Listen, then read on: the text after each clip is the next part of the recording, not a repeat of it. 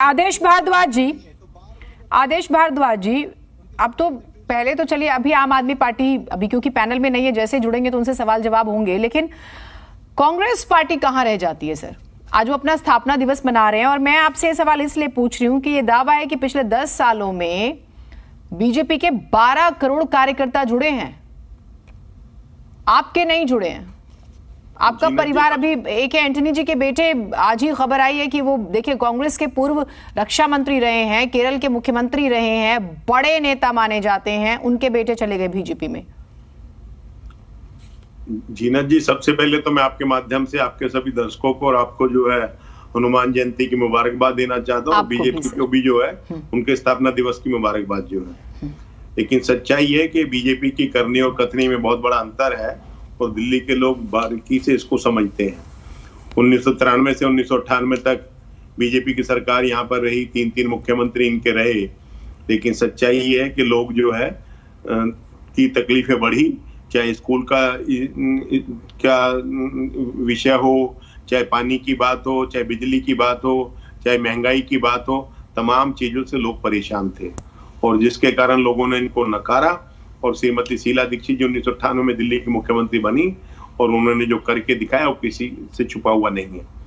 आज भी जो है कांग्रेस को गए तो 8 साल से 9 साल से ज्यादा हो गए हैं जो है, लेकिन उसके बावजूद भी कहीं ना कहीं लोग कांग्रेस के कामों की तारीफ करते हैं।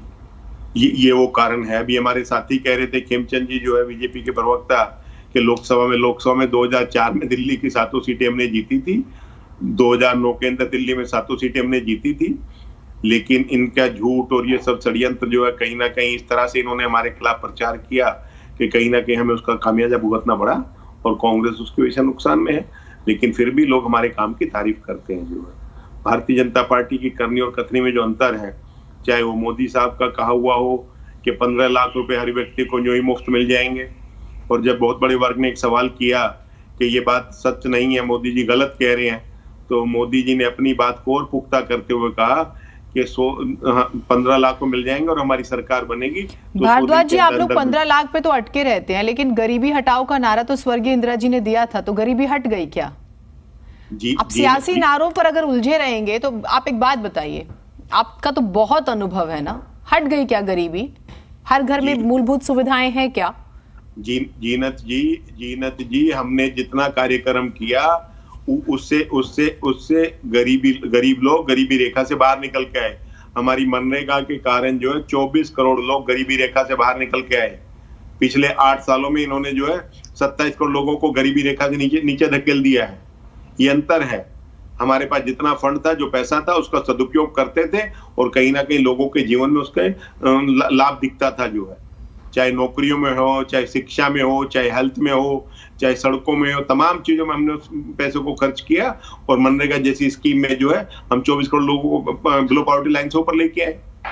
लेकिन सच्चाई ये है कि हम वो करते थे और उन्होंने झूठा प्रचार हमारे खिलाफ करके कहीं ना कहीं हमें बदनाम करने का प्रयास किया। जो कहते थे कि ये योग्यता के आधार पर नौकरी देंगे, आज नौकरी खत्म ही करते जा रहे हैं। मगर आप आदेश जी, कि आप इस बात को इनकार करेंगे कि भले ही दिल्ली में वो आपका विकल्प नहीं बन पाए, बीजेपी कांग्रेस को नहीं हरा पाई, आम आदमी पार्टी ने आपको हराया, लेकिन देश में तो विकल्प है ना आपका, और जबरदस्त विकल्प है। आप लोगों का मंथन हो रहा है क्या इस पे?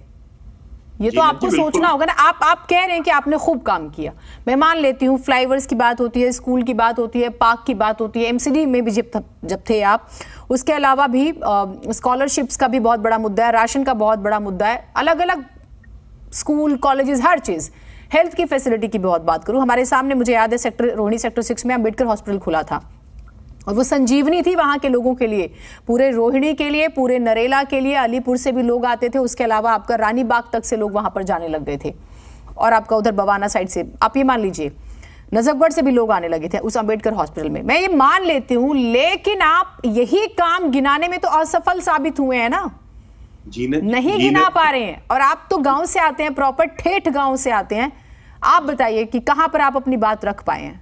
जीनत जी, सच्चाई ये है कि मैं आपको बताना चाहता हूं कि हमने प्रचार के लिए काम नहीं किया, हमने काम किया लोगों के जीवन में बदलाव के लिए, लोगों की उन्नति और तरक्की के लिए। जिस साल चुनाव था 2013 का, जो 2013 का चुनाव था विधानसभा का, हमारे दिल्ली सरकार का बजट था 24 करोड़ रुपए का एडवर्टाइजमेंट का, और उसके बाद केजरीवाल साहब सरकार में जीत के आ जाते हैं, 67 सीटें लेते हैं, और जब वो अपना पहला बजट पेश करते हैं तो बजट होता है एडवर्टाइजमेंट का 526 करोड़ रुपए का। आप ये अंतर देख सकते हैं। हमने जो पैसा लगाया वो अपने चेहरे दिखाने के लिए नहीं, अपने काम दिखाने के लिए नहीं, लोगों के जीवन में उसका बदलाव हो, लोगों को उसका लाभ पहुंचे। लेकिन सच्चाई है कि जब कोई सरकार, कोई पार्टी चुनाव जीत के आती है तो उस चुनाव के साल में तो किसी को प्रचार करने की आवश्यकता होती है, बाकी तो काम करता है। लेकिन यहाँ पे चुनाव जीत के आने के बावजूद भी केजरीवाल जी ने जो अपना पहला बजट पेश किया वो 526 करोड़ रुपए का एडवर्टाइजमेंट का बजट था, जिससे सिर्फ झूठ परोसा जा रहा है। आज दिल्ली में पानी की दिक्कत है, तमाम तरह की दिक्कत है। जो दिल्ली 1998 में थी ना, वही हाल दिल्ली का आज बना दिया है। आज पॉल्यूशन में दिल्ली सबसे दुनिया के प्रदूषित शहरों में है। 1998 में भी यही था। ठीक है, आप अपनी बात रख रहे हैं, ठीक है। आदेश भारद्वाज जी, ठीक है, आपकी कोई बात रह गई है तो बोल लीजिए, मैं बाकी मेहमानों के पास वही आपको बता रहा हूँ। आप एजुकेशन का, शिक्षा का रिजल्ट ले लीजिए। मगर मेरा ठीक है, आपके दिल्ली के संदर्भ में बात आपने कही, लेकिन मैं देश के संदर्भ में आप विकल्प नहीं बन पा रहे ना। फिर उनको, मेरा मूल सवाल आपसे ये भी है। जीनत जी, लोगों को समझ में आने लगा है, लोग कांग्रेस तरफ मुड़ के आ रहे हैं। ऐसा नहीं है जो है 12 करोड़ वोट मिला है हमें भी। 12 करोड़ लोगों ने कांग्रेस को वोट किया है 2019 के चुनाव में, ऐसा नहीं है। लेकिन कहीं ना कहीं मीडिया का भी एक बहुत बड़ा वर्ग जो है वो पूरी तरह से ईमानदारी से, जिस तरह से होना चाहिए, वो अपनी पत्रकारिता और अपने धर्म पे नहीं है, जिसके कारण सरकार के जो फेलियर है उसको भी सक्सेस करके दिखाया जा रहा है। अभी आप बताइए, अभी आप लोग कितने आराम से आरोप लगाते हैं। आप मेरे प्रोग्राम में बैठे हुए हैं, आपको मैं इतना समय दे रही हूँ, दिल खोल के आप अपनी बात रख रहे हैं, और आप यहाँ से आरोप लगा के जाना चाहते हैं। जीनत जी, नहीं जीनत जी, मैं ये कहना चाहता हूँ कि अगर ये सरकार ईमानदार है तो जेपीसी बनाने में क्या दिक्कत है। एक बार म्यूट कीजिएगा। दूध का दूध, पानी का पानी हो जाएगा। लेकिन क्योंकि जेपीसी बनाने पे सारे डॉक्यूमेंट्स जेपीसी के सामने आएंगे और सब चीजों का खुलासा होगा, इसलिए घबराती है। इसीलिए जो आदमी निडरता के साथ वहां पर बोलता है, राहुल गांधी, उसको कहीं ना कहीं निष्कासित करने का काम करा है। उसके साथ इस तरह से छल कपट किया जा रहा है, उसको बोलने नहीं दिया जा रहा है। ठीक है।